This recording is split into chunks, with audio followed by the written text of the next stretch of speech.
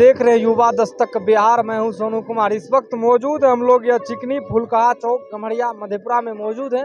यहाँ पर जो है एक फील्ड पर पंडाल लगाया गया है और यहाँ कुछ कार्यक्रम का आयोजन किया गया है। आइए यहाँ पर जो लोग आयोजक हैं उनसे जानते हैं कि क्या कुछ कार्यक्रम का आयोजन किया गया है। तो आइए हम मिलते हैं। सबसे पहले सर आपका परिचय जानना चाहेंगे। सत साहेब जी मेरा नाम अशोक दास। जी हम ग्राम पोस्ट चिकनी फुलकाहा वार्ड नंबर 2 से हैं।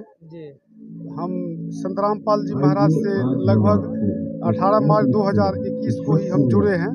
लगभग 3 साल हो गया है।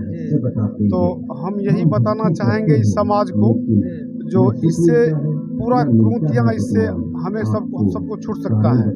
इस सभी को सुन करके बहुत ही लाभ हो सकता है, इतना तो हमें पता चल गया है। सबसे पहले तो सत साहब, मेरा नाम नवनीत आनंद, ग्राम पोस्ट चिकनी फुलकाहा। रामपाल जी महाराज के बारे में पहले बहुत बार चर्चाओं का विषय बना था, सुने भी थे, लेकिन जब यहाँ आए तो उसके बाद जो हमारा हृदय परिवर्तन हुआ, जो विचारधारा में परिवर्तन हुआ, बाबा के बाद से जो हमें आकर्षण मिला वो शायद मुझे लगता है कि कहीं नहीं मिला था।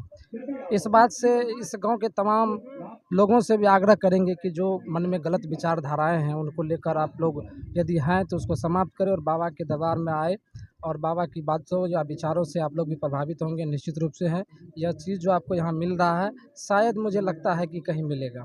इसलिए अच्छी विचारधाराओं से आप लोग भी प्रेरित होइए और कम से कम बाबा के दरबार में आप लोग एक बार आइए, कम से कम आके देखिए कि यहाँ क्या मिल रहा है क्या नहीं मिल रहा है। निश्चित रूप से आपका भी हृदय परिवर्तन हो जाएगा। धन्यवाद। आज यहाँ क्या कुछ कार्यक्रम रखा गया है? यहाँ बाबा के द्वारा जो है 1 दिवसीय आजकल कार्यक्रम रखा गया था, जिसमें इससे पूर्व भी जानकारी दी गई थी।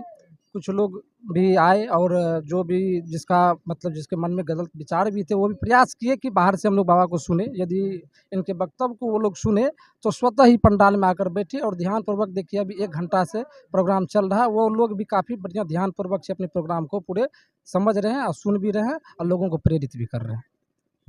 और भी लोग हैं उनसे भी जानते हैं कि क्या कुछ मतलब बाबा में आपको लगा कि आप बाबा के सानिध्य में चले गए हैं, बाबा को जो फॉलो करने लगे हैं। निश्चित रूप से यहाँ जब आए हम लोग तो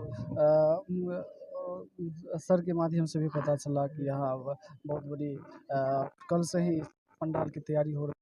बाबा जी के द्वारा यहाँ बैनर के तले सब कुछ दिखाया जाएगा। हमने इनमें देखा कि बाबा जी जब वहाँ करीब हम 2-3 घंटा से बैठे थे और युवाओं से बहुत सारे युवाओं भी नए आए हैं यहाँ तक। निश्चित रूप से हम चाहेंगे कि सभी युवाओं भी इस कार्यक्रम को अवश्य देखें, जुड़े इस चीज़ से। बहुत ही कुछ सामाजिक कुरीतियाँ को भी दिखाई गई है। जैसे बाबा जी एक बात बोले थे कि हम लोगों के गाँव में जो भोज भात की जो प्रथा हुई है आज तक, भोज भात में जो प्रथा होती है कि कोई मर जाने के बाद उसका भोज दिया जाना, मृत्यु भोज उनको कहा जाए, तो समाज के लोग के द्वारा जो प्रताड़ित करके उनको कहा जाए कि वो ज़बरदस्ती भोज दिलवाना, उस चीज़ पे जो बाबा बोले तो उस पर एक बहुत बड़ी बात है कि ये कहीं गीता कुरान में कहीं नहीं लिखा गया है कि प्रताड़ित करके या सहृदय रूप से ज़बरदस्ती भोज देना ही पड़ेगा। ये प्रथा कहीं प्रमाण कहीं नहीं है कि मृत्यु भोज कहीं नहीं है, जो कि प्रमाण के साथ दिखा रहे थे बाबा जी। ये बहुत गलत चीज़ है। इस चीज़ को निश्चित रूप से हमारे समाज में भोज भात की प्रथा को, जो मरण भोज होता है, उनको निश्चित रूप से खत्म को लगता है कि मृत्यु भोज बंद होना चाहिए।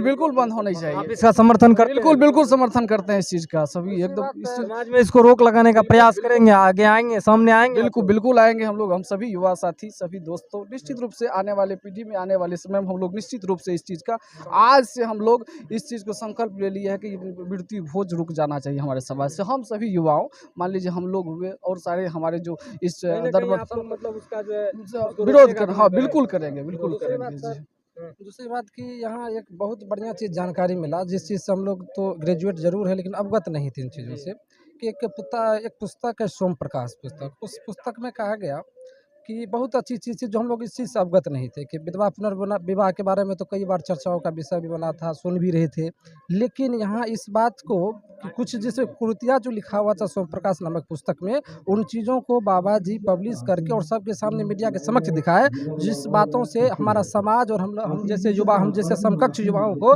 इतना जानकारी नहीं था।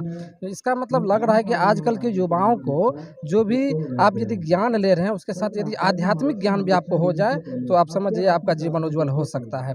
आप भी जो भी बौद्धिक शिक्षा जो आप ले रहे हैं कक्ष में, वर्ग कक्ष में जो संचालन होती है शिक्षा, उससे तो अवगत है ही, लेकिन लगता है है कि यदि युवाओं में आध्यात्मिक ज्ञान को भरा जाए तो निश्चित जिस तरह से अपराध हो रहा है, मतलब कि लोगों के साथ जैसे हत्या लूट बलात्कार हो रहा है, इन सब पर जो है नकेल लगेगा, जैसे अंकुश लगेगा। आप भी जानते होंगे कि गौतम बुद्ध का किस प्रकार से हृदय परिवर्तन हुआ था, उसी प्रकार से हृदय परिवर्तन हम सबों का भी हो सकता है, लेकिन उसी विचार यदि मिलेंगे तब ना। और विचार का स्थान कहाँ है? जहाँ अच्छे विचार मिलेंगे, स्थान हर जगह है, हम आपको अचीव करने की आवश्यकता है। तो हमको ऐसा लगता है कि शैक्षणिक ज्ञान के साथ साथ यदि आध्यात्मिक ज्ञान भी मिल जाए तो निश्चित रूप से आपकी सफलता की जो गारंटी है वो 100% हो जाएगी।